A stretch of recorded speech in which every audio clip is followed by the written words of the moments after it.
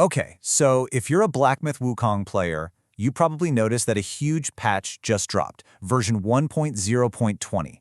And when I say huge, I mean literally huge. It's got everyone talking, not just because of the fixes, but because of its absolutely massive download size.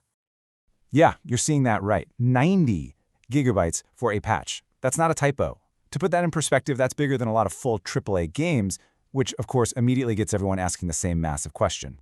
Right? Why on earth is a single patch so massive? This isn't just for fixing a few typos or a quirky bug. No way. When you see a number like that, it's a huge clue that something much, much deeper is happening with the game's core. So what's really going on here? Well, the developers themselves, Game Science, they kind of hinted at it. They didn't spell it all out, but they did say, and I quote, "The performance optimization this time involves a considerable amount of underlying changes." Now, underlying changes, that's the key phrase right there.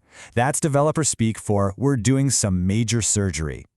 So let's get into it. Let's unpack the theory behind this epic-size download. The community has been buzzing, and the leading idea, the one that really makes sense of that 90 gig number and the developer's cryptic comment, is that this isn't about adding stuff, it's about replacing stuff, like the very foundation of the game. And that brings us to the heart of it, Unreal Engine 5. See, Wukong is built on this incredible engine. But when the developers decide to update to a newer version of that engine, it's not like a simple software update on your phone. They have to rip out and replace enormous chunks of the game's code. It's not like they're just repainting a room, they're tearing out the old foundation of the house and rebuilding it. That's why the download is so massive. Okay, so because this is basically open-heart surgery on the game, you gotta be careful with the install. Game Science put out some warnings, and you'll want to listen up. First, obviously, you need a ton of free space, over 90 gigs. And here's the kicker. They're saying if the installation fails, you should just re-download the entire game from scratch. That right there tells you how deep these changes really go. All right, so you go through all that trouble, the huge download, clearing out space. What's the payoff? What do we get from all these underlying changes? Well, it turns out we get a lot. The game's performance and visuals have been seriously overhauled, and console players are going to be really happy about this. Check this out. This is probably the biggest win, especially if you're on PS5. The main performance mode? It's back to a rock-solid 60 frames per second. But it gets better. It's also running at a higher resolution with less input lag, so the game feels snappier and looks sharper. It's the best of both worlds. And that old performance mode? It's still there. They just call it Legacy now. And it's not just the frame rate. This engine overhaul is like a rising tide that lifts all boats. We're talking widespread improvements everywhere you look. Loading speeds? Way faster, which makes sense when you've reorganized the game's files. Textures are popping with more clarity. Even under-the-hood stuff like CPU and memory usage is more efficient now. They even fine-tuned the global lighting and made the motion blur look way smoother. It's a total technical glow-up. Okay, so the tech is better, the performance is smoother, but what about the actual gameplay?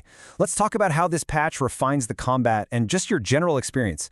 Because it's not all about the engine. The devs clearly listened to feedback and targeted some very specific annoyances.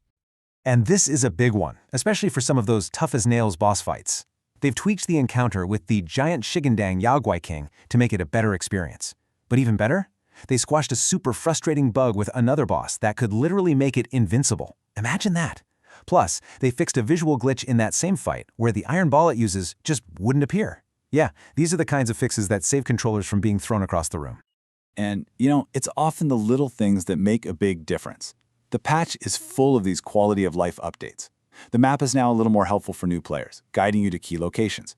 Text on loading screens is sharper and easier to read. And they've done a bunch of typo and translation fixes, even adding checked as a whole new language option. It just shows they're committed to polishing every corner of the game. So when you take a step back and look at all this, the massive size, the engine overhaul, the performance boosts, the bug fixes, what does it all add up to? Well, this feels like it's about way more than just fixing the game as it is today. The scale of this patch is pointing towards something bigger. And that's the key takeaway here. This huge update is all about laying the groundwork for the future. By moving the game to a newer, more powerful version of Unreal Engine 5, Game Science is building a much more stable foundation. They're not just patching the current house, they're preparing it for a whole new extension. Which leaves us with one really exciting question, doesn't it? Could all this work this massive foundational change, be the first step in preparing Wukong for its first major expansion? You don't go through this much trouble for just a few bug fixes. This feels like clearing the deck for something big.